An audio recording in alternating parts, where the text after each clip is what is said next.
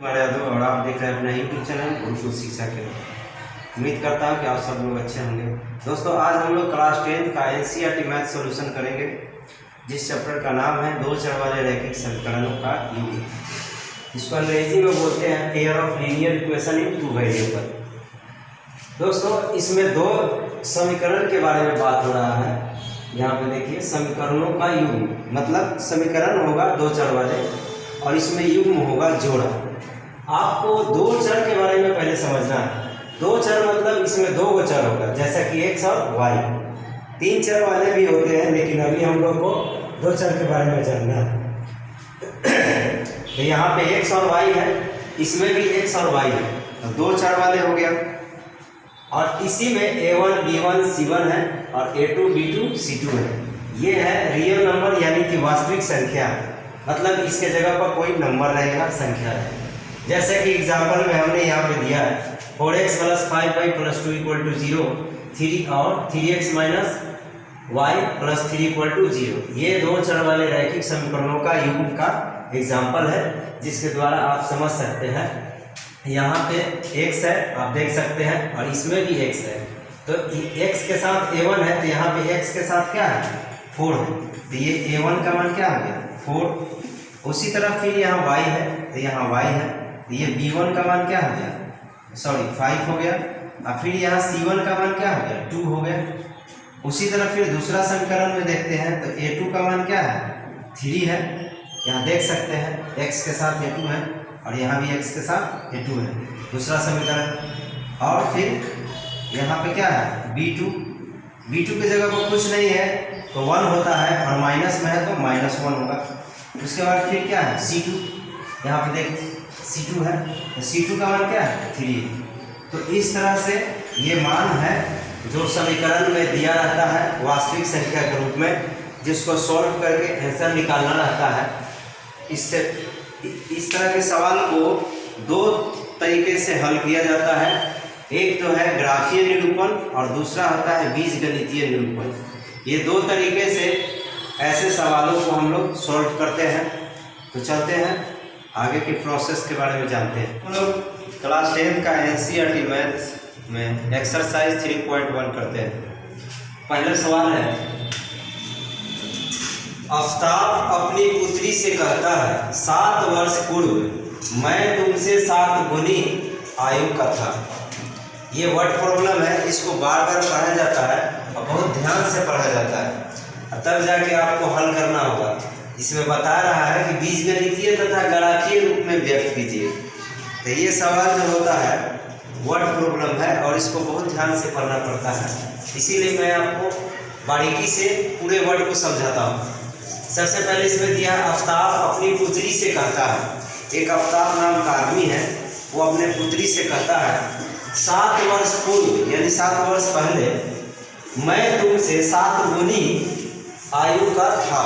ये 7 वर्ष पहले का बात बता रहा है। फिर क्या बोल रहा है, अब मतलब अभी का, अब से 3 वर्ष बाद मैं तुमसे केवल 3 गुनी आयु का रह जाऊंगा। मतलब हो रहा है कि अब से 3 वर्ष बाद मैं तुमसे केवल 3 गुनी आयु का रह जाऊंगा। ये अभी से बोल रहा है आगे के बारे में। तो बोल रहा है सवाल में इस स्थिति को बीजगणितीय एवं ग्राफीय रूप में व्यक्त कीजिए। तो ऐसे सवाल को आप ध्यान से समझिएगा। सबसे पहले हम लोग क्या लिखते हैं सोल्व, और उसके बाद इसमें उम्र संबंधी सवाल है, तो उम्र को हम लोग हमेशा वर्तमान उम्र मानते हैं। तो सबसे पहले हम लोग दोनों का वर्तमान उम्र मान लेते हैं। तो यहाँ पे लिखेंगे माना कि आफ्ताब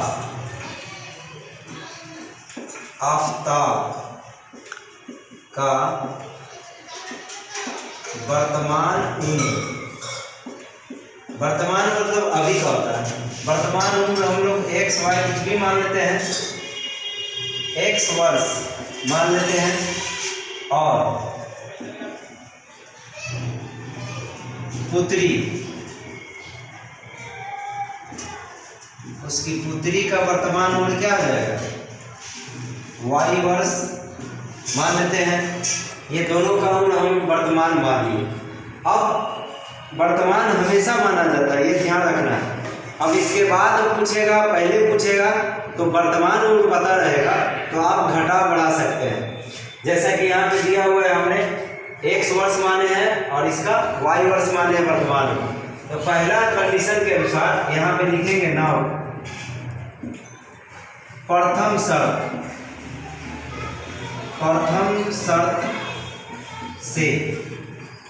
शर्त से हम क्या मानेंगे, इसमें जो बोल रहा है उसको मानेंगे। बोल रहा है आफ्ताब अपनी पुत्री से कहता है 7 वर्ष पूर्व मैं तुमसे 7 गुनी आयु का था। तो 7 वर्ष पहले बात बोल रहा है, तो अभी का उम्र है उसमें से 7 वर्ष क्या करेंगे, घटा देंगे। तो याद रखना है, अगर पिता की उम्र में से 7 वर्ष घटाएंगे तो पुत्री की आयु में से भी 7 वर्ष क्या हो जाएगा, घट जाएगा, क्योंकि पहले का बात बोल रहा है। अगर बात का कहेगा तो जुट जाएगा, किसमें, वर्तमान उम्र में, ये ध्यान रखना है। तो हम अभी यहाँ पे लिख रहे हैं 7 वर्ष पहले पिता का लिखते हैं या आफ्ताब का उम्र क्या हो जाएगा, अभी जो उम्र है उसमें से 7 वर्ष क्या हो जाएगा, घट जाएगा, ये हो जाएगा। और उसके बाद फिर पुत्री का भी क्या हो जाएगा, 7 वर्ष घटेगा, क्योंकि उम्र जब घटता है तो दोनों में से, ऐसा थोड़ी है कि एक का उम्र स्थिर हो जाएगा और उसका उम्र घट जाएगा, ऐसा कभी नहीं होता है। जब घटेगा तो दोनों का घटेगा, तो y में से भी 7 वर्ष क्या हो जाएगा, घट जाएगा। अब प्रश्नानुसार दोनों को इक्वल करना है, तो एक और बात इसमें ध्यान से पढ़िएगा, 7 वर्ष पूर्व मैं तुमसे 7 गुनी आयु का था, 7 वर्ष पहले 7 गुनी था। तो दोनों को जब इक्वल करेंगे x - 7 बराबर y - 7।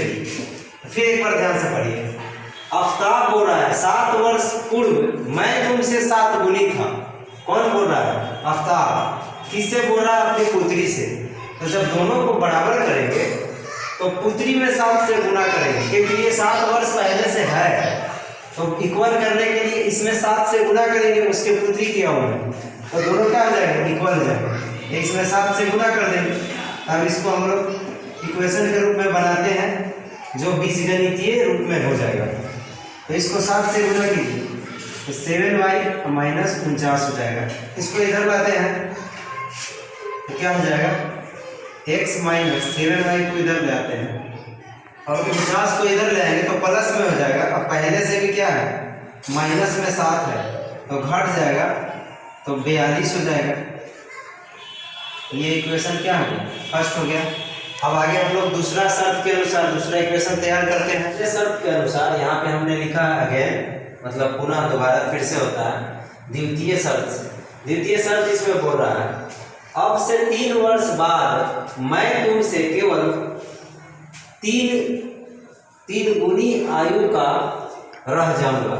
यहाँ पे थोड़ा सा मिस्टेक हुआ है, 3 गुनी होगा, 3 गुनी आयु का रह जाऊंगा। कब हो रहा है, अब से 3 वर्ष बाद, यानी कि अभी का जो उम्र माने हैं उसमें 3 वर्ष बाद क्या हो जाएगा, 3 गुनी रह जाएगा।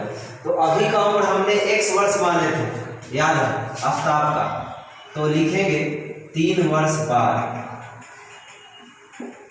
3 वर्ष बाद आफ्ताब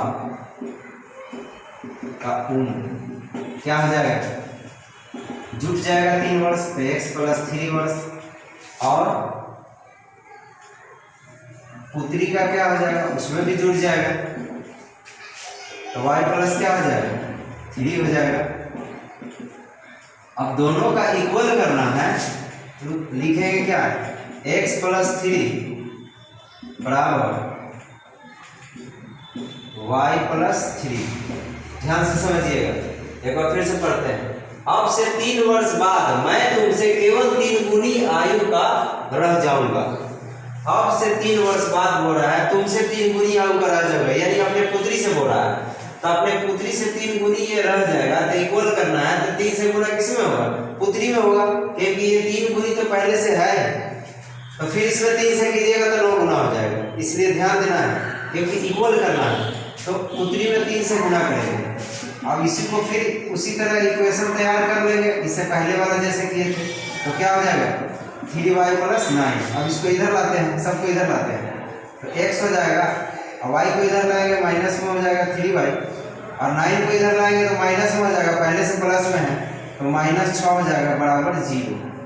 तो ये दो इक्वेशन हो गया जो बीजगणित के रूप में हुआ, यहाँ पे दिया हुआ है बीजगणितीय। ये बीजगणितीय रूप में दो इक्वेशन हमने तैयार कर लिया, इससे पहले और ये दूसरा है। अब हम लोग ग्राफीय विधि से इसको सॉल्व करते हैं।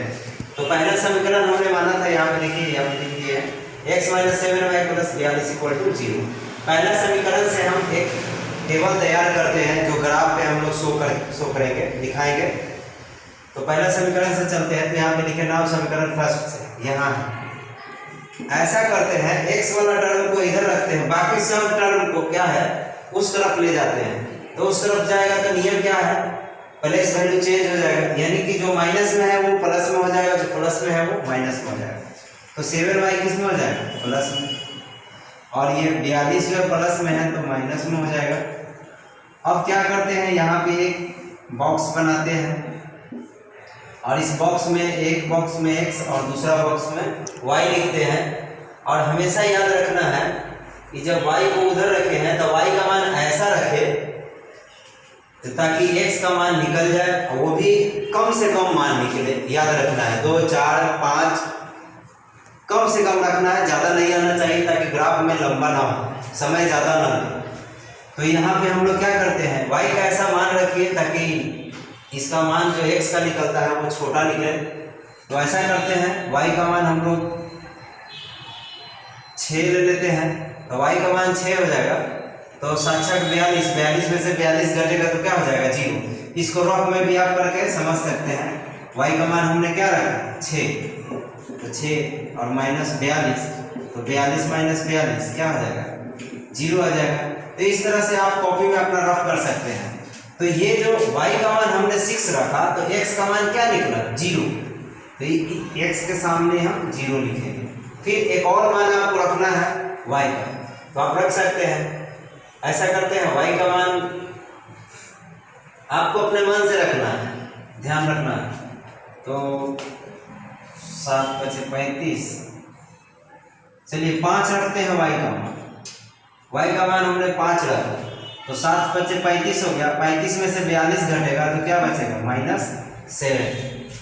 तो इस तरह से हमने क्या एक टेबल तैयार कर लिया। अब दूसरा समीकरण से भी हम लोग तैयार करते हैं, तो लिखेंगे अगेन समीकरण सेकंड से। समीकरण सेकंड यहाँ पे है, आप देख सकते हैं ये है। इसमें भी हम लोग को याद रखना है कि x वाला टर्म को इधर रखे हैं तो दोनों समीकरण में x वाले टर्म को इधर ही रखेंगे, और y वाले टर्म सहित बाकी सब क्या हो जाएगा उस तरफ चला जाएगा। तो यहाँ पे क्या हो जाएगा x बराबर ये सब उस तरफ चला जाएगा +6। यहाँ दोनों माइनस में है तो दोनों उस तरफ जाएगा तो प्लस में हो जाएगा। तो ये हो गया हम लोग का समीकरण। अब इस समीकरण को दो टेबल बना देते हैं x और y का, इसको मिटा देते हैं। अब यहाँ भी आपको y का मान ऐसा पुट कीजिए ताकि x का मान छोटा से छोटा निकले। तो चलिए यहाँ पे हम लोग y का मान रखते हैं -1। y का मान -1 रखेंगे तो -3 हो जाएगा, और 6 में से 3 घटेगा तो क्या बचेगा 3। आप इधर बताए हैं पहले भी, सॉल्व कर सकते हैं 3। अब y का मान हमने क्या रखा -1 और +6, -3 + 6 क्या बचेगा 3 बचेगा। 6 में से 3 गया 3। तो इस तरह से साइड में आप ड्रॉप कर सकते हैं। तो ये 3 है। और भी कुछ मान सोचिए। y का मान हम रखते हैं -2। y का मान -2 रखेंगे तो 3 से गुना हो जाएगा 2 में, -2 में, तो 3 × 6 हो जाएगा। तब y का मान यहाँ पे y वाले टर्म में क्या हो जाएगा -6 और +6 क्या हो जाएगा 0 हो जाएगा। तो x का मान क्या हो जाएगा 0। तो इस तरह से दो टेबल हमने तैयार कर लिया। अब दोनों टेबल से क्या बनाना है ग्राफ। तो ग्राफ कैसे बनाते हैं ध्यान से समझिएगा। ये हो गया x एक्सिस और ये हो गया x डैश हो गया। ये पूरे को एक्स एक्सिस बोलते हैं और इसको वाई एक्सिस। जो वर्टिकल होते हैं उसको वाई एक्सिस और हॉरिजॉन्टल होते हैं उसको एक्स एक्सिस बोलते हैं। और यहाँ पर जो कोऑर्डिनेट होता है वो 0 0 होता है, इसको मूल बिंदु बोलते हैं। ये हमेशा याद रखना है, इसको 0 0 होता है। अब इस टेबल में याद रखना है कि हाईएस्ट मान कितना है, हाईएस्ट मान 7 है। तो आपको इसमें 7 तक ग्राफ में क्या करना है, लिखना है 1 2 3 इस तरह से पूरा भर देना है। और ये भी याद रखिएगा कि इधर जो है x का मान प्लस में होगा और इस तरफ यानी कि x डैश वाला की तरफ इधर से x का मान क्या होगा, माइनस में होगा। और फिर इधर y का मान प्लस में होगा और y डैश की तरफ नीचे की तरफ आएंगे तो माइनस में होगा, ये याद रखना है। तो हम जल्दी से इसको लिख लेते हैं। आप देख सकते हैं इस तरह से हमने मान रख दिया। यहाँ से y का मान प्लस में है और इधर क्या है, माइनस में है नीचे की तरफ। यहाँ से इधर में x का मान प्लस में है और इधर आते हैं तो माइनस में है। अब करना क्या है, आपको हमेशा याद रखना है, पहला टेबल से जो x और y का मान है इसमें पुट कर देंगे। ग्राफ में आपका सब स्पष्ट दिखाई देगा। ग्राफ कॉपी में आपको बनाना है, यहाँ पे ग्राफ नहीं है, हम बोर्ड पे ही आपको बनाकर चेक करते हैं, बता देते हैं कि किस तरह से इसका ग्राफ खिंचाएगा। तो चलते हैं, पहला टेबल में हम तैयार जो किए हैं वो x का मान क्या है 0 और y का मान क्या है 6 है। तो हमेशा याद रखना है y का मान 6 है तो प्लस में है, तो प्लस में y का मान 6 क्या है यहाँ पे है और x का मान क्या है 0 है। तो x का मान 0 है तो ये यहीं पे होगा, क्योंकि y एक्सिस पे x का मान क्या होता है 0 होता है, तो यहीं पे दिखाएगा। यहाँ पे हम गोल कर देंगे और पहले x का मान लिखेंगे उसके बाद y का मान लिखेंगे। हमेशा याद रखना, कितना भी मान हो, कुछ भी मान हो, माइनस में हो प्लस में हो, हमेशा पहले x का मान लिखाता है उसके बाद y का मान लिखाता है, क्योंकि पहले ABCD में x आते हैं उसके बाद y आते हैं। तो x का मान 0 और y का मान क्या है 6 है। उसके बाद दूसरा जो है इसमें दिया है y का मान क्या है 5 है और x का मान क्या है -7। x का मान -7 यहाँ है, आप देख सकते हैं, और y का मान प्लस में 5 है। तो प्लस में 5 y का मान इधर से आएगा और ये 7 इधर से जाएगा, तो दोनों एक दूसरे को यहाँ पे सामने मिलेगा। तो जहाँ पे मिलेगा वहीं पे इसका मान होगा, याद रखना है। देख सकते हैं ग्राफ में तो आपको लाइन रहेगा पूरा, आपको किसी तरह का दिक्कत नहीं होगा, वो लाइन उसमें खींचा रहता है। बस सामने देखकर सामने मिला देना है और उस पॉइंट को घेर देना है, x का मान और y का मान लिख देना है। तो हम बताए हैं कि पहले x का मान लिखना है, x का मान क्या है -7 और y का मान क्या है 5 है। -7, 5 नीचे लिख लीजिए -7, 5। ये हो गया दो कोऑर्डिनेट का मान यहाँ पे हमने रख लिया। तो ये पहला समीकरण का मान हो गया। तो आपको करना क्या है, इस पॉइंट और ये पॉइंट, ये दोनों पॉइंट पर स्केल रख करके सीधा लाइन खींच देना है। तो हम यहाँ पे आपको खींच के ऐसे दिखा रहे हैं, थोड़ा टेढ़ा भी हो सकता है पर आपका टेढ़ा नहीं होना चाहिए। ये हो गया पहला इक्वेशन का लाइन। तो पहला इक्वेशन जो था उसको हम लोग लिख लेते हैं, यही ना है, इसको लिख लेते हैं x बराबर 7y -42। ये पहला समीकरण ऐसे लिख देंगे, हो गया। दूसरा समीकरण ये है, दूसरा समीकरण का भी इसी तरह मान रखते हैं। तो देखिए यहाँ x का मान 3 है और y का मान -1 है। तो x का मान 3 है, वो भी किस में है प्लस में है। तो x का मान प्लस में इधर है, ये 3 है, और y का मान क्या है -1 है। तो y का मान माइनस नीचे है, तो ये -1 है y का मान और 3 है। तो इसके सामने चलेंगे और इसके सामने आएंगे 3 के सामने, तो दोनों एक दूसरे को कहाँ मिलेगा, यहाँ पे मिलेगा। यहाँ पे मिलेगा तो गोल कर देंगे। और हमेशा बताया है पहले भी कि पहले x का मान लिखते हैं उसके बाद y का मान। ये पॉइंट हो गया। दूसरा पॉइंट है y का मान -2 है और x का मान क्या है 0 है। तो x का मान 0 है और y का मान -2 है।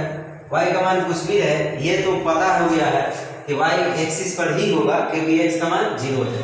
अब ये देखना है कि y का मान प्लस में है कि माइनस में। माइनस में है तो -2 है तो यहाँ पे होगा, तो यहीं पे होगा, तो ये हो गया 0 -2। तो ये पॉइंट और ये पॉइंट मिलाते हुए एक और लाइन खींचेंगे।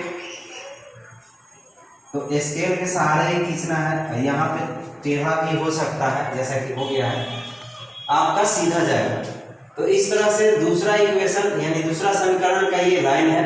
अब लिख देंगे यहाँ x बराबर 3y + 6।